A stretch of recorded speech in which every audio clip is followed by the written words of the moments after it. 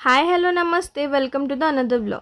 तर हा होता नागपंचमीचा दिवस, म्हणून आईने छान सकाळी उठून छान अशी पूजा वगैरे करून घेतली. फुलांनी छान असं मंदिर सजवलं आणि या दिवशी कढईचा प्रसाद ठेवला जात असतो. तसंच हे करंजा पापड्या देखील केल्या जातात.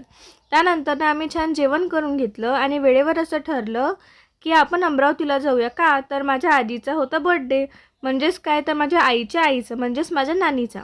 तर आम्ही वेळेवर छान तयार झालो आणि आम्ही निघालो मामासोबत अमरावतीला जाण्यासाठी. ॲक्च्युली मी यावर्षी 12वीला होती, त्यामुळे काय झालं की मी तिचा बर्थडे जाऊन तिथे सेलिब्रेट नाही करू शकली. पण आता मला सुट्टी आहे म्हणून म्हटलं की चला आपण जाऊन सेलिब्रेट करूया. तुम्ही बघू शकता बाहेरचं वातावरण इतकं छान झालं होतं आणि आम्ही खूप एन्जॉय करत करत आलो. नंतर ती होती माझी आजी, जिला मी बर्थडे विश केला आणि नंतर आम्ही निघालो केक घेण्यासाठी. इतके ऑप्शन्स होते ना केकचे की खूप कन्फ्यूज झालं, पण फायनली आम्ही एक केक सिलेक्ट करून आणलाच. तर हा होता तो केक. हा केक ॲक्च्युली ड्रायफ्रूट केक आहे, जो आम्ही फर्स्ट टाईम खाणार होतो. चला म्हटलं काहीतरी वेगळं ट्राय करूया. नंतर आईनं घरातली मोठी आहे म्हणून मग तिने काय केलं, पहिले आजीला ओवाळून घेतलं छान असं. त्यानंतर मग माझ्या मावशीने ओवाळलं. ही जी आहे ना, ही माझी मावशी आहे, कायम अशी जोक करणारी, हसत खेळत राहणारी, म्हणून तिच्या जोकवर आम्ही सगळे हसत होतो. त्यानंतर ही माझी मामी आहे, ज्या नेहमी मला सपोर्ट करतात, कायम हसत खेळत राहतात.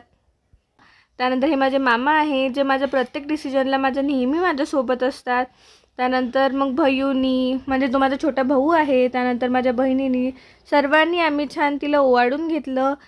नंतर सर्वांनी आम्ही तिचे आशीर्वाद घेतले. नंतर आम्ही केक कटिंग केली आणि आम्ही सर्वांनी as usual happy birthday to यूचं सॉन्ग म्हटलं.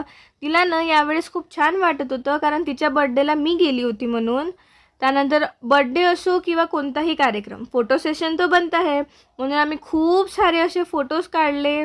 आजीसोबत काढले, मी माझ्या भावा बहिणींसोबत फोटोज क्लिक केले. तुम्ही बघू शकता, खूप छान एन्जॉय केला. मी साधा सिम्पल बर्थडे सेलिब्रेट केला, पण खूप मेमरीज क्रिएट केल्या. तिनं खूप गोष्टी करता करता लेट झालं होतं, कारण इथे सर्व गोष्टी करत होते. त्यानंतर आम्ही झोपलो. ही आहे माझी बहीण आणि सकाळी आम्हाला पुन्हा मोर्शीला यायला निघायचं होतं, म्हणून आम्ही निघालो मोर्शीला येण्यासाठी. तर असा होता आजचा हा दिवस. Please like share and subscribe. Bye bye.